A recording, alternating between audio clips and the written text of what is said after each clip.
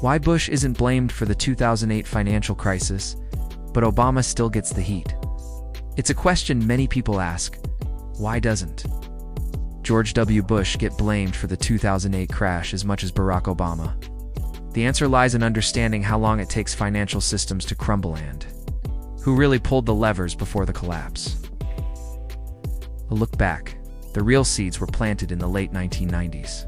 In 1999, President Bill Clinton signed the Financial Services Modernization Act.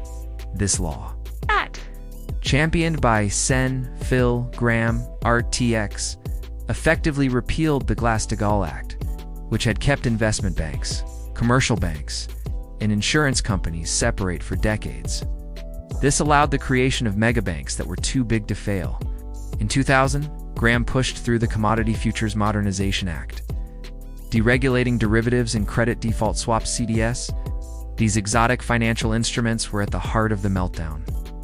Together, these laws unleashed Wall Street's wildest instincts, setting the stage for risky mortgage-backed securities, MBS, collateralized debt obligations, CDOs, synthetic derivatives. No one fully understood insurance on those assets by companies like AIG, which we later had to bail out. The crash was coming. Bush just happened to be in office when it hit. By the time George W. Bush took office in 2001, the gears were already turning. Lenders had begun approving subprime mortgages to people who couldn't afford them. Investment banks were packaging these loans into securities and selling them worldwide. So while Bush didn't create the conditions, he did little to prevent the coming collapse. The financial regulators during his presidency took a mostly hands-off approach, allowing the crisis to snowball. Enter Obama, crisis manager, not creator.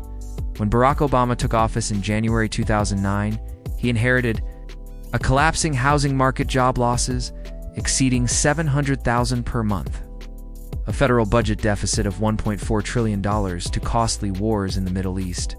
And yet, some critics blame Obama for the aftermath, despite the fact that the meltdown occurred before his presidency even began. During his tenure, the deficit fell to $438 billion, unemployment dropped significantly.